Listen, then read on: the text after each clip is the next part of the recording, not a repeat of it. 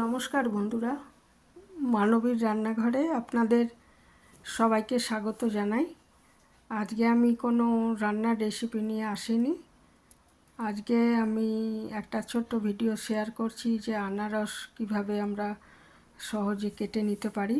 আনারস কাটা তো প্রচণ্ড ঝামেলার, আর ওই যে চোখের মতো অংশগুলো থাকে ওগুলো তো মুখে পড়লে মানে মুখে লাগে, কুটকুট করে, ওটা ভালো মতো বাদ দিতে হয়।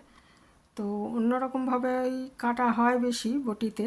আজকে আমি খুব সহজে আমরা কিভাবে কাটতে পারি সেটা একটু শেয়ার করছি আপনাদের সাথে। তো এর জন্য আমি একটা আনারসটা খুব পাকা ছিল, বেশি পাকা থাকার জন্য আবার একটু অসুবিধা হয় কাটতে, কিন্তু যাই হোক পাকাগুলোই বেশি ভালো লাগে খেতে। তো এইটা প্রথমে আমি দুদিক এরকম বটির সাহায্যে, আপনারা ইচ্ছে করলে চাকুর সাহায্যও করতে পারেন, দু সাইড এরকম কেটে নিচ্ছি। একটা সাইড আগে কেটে নিচ্ছি।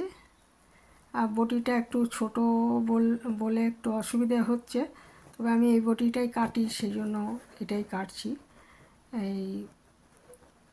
এইটা দেখুন, একদিকটা মাথার দিকটা আমি কেটে নিলাম। এটা সাধারণত কেটে দেয় ওরা, কিন্তু আমি এটা দেখাবো বলেই আরও এটা সহই নিয়ে এনেছিলাম। তো আর উল্টো দিকটাও এরকমভাবে কেটে নিতে হবে আগে। এটা চাকুর সাহায্য করা যায়, আবার এটা বেশি পেকে গেছে বলে এরকম দেখাচ্ছে একটা সাইড। তো যাই হোক, আর প্রথমে এই যে ভেতরে একটা মানে ইয়ের মতো অংশ থাকে আর কি, যেটা খাওয়া যায় না, এমনি বাদ দিতে হয়। গোল একটা শক্ত অংশ থাকে, সেটাকে আমি একটা চাকুর সাহায্যে করতে হবে। এটা আবার বটির সাহায্যে করা যাবে না। গোল করে ওই ভেতরের অংশটা আগে আমি একদম তলা অবধি চাকু ঢুকিয়ে এটা একটা গোল করে কেটে নেওয়ার মতো করব। আগে একটা সাইড করব, তারপরে আবার উল্টে দিয়ে আনারসটা উল্টে দিয়ে অপর সাইডটাও ওরকম এটা বরাবর এরকমভাবে করে নেব। তাহলে কী হবে, ওটা টান দিলে বেরিয়ে আসবে। হ্যাঁ, এটা ওপরটা যেরকম করছি উল্টো পিঠটাও ওইভাবে করে নিতে হবে। নিয়ে তারপরে এটা একটু চাপ দিলেই এটা বেরিয়ে আসবে আর কি। তো প্রথমে আগে এই শক্ত অংশটা বার করে নিতে হবে। হ্যাঁ, তার জন্য দুটো সাইডে এরম চাকু দিয়ে গোল করে ঘুরিয়ে আগে কেটে নিতে হবে। হ্যাঁ, উল্টো পিঠটাও এরম কেটে নিতে হবে, ঠিক আছে।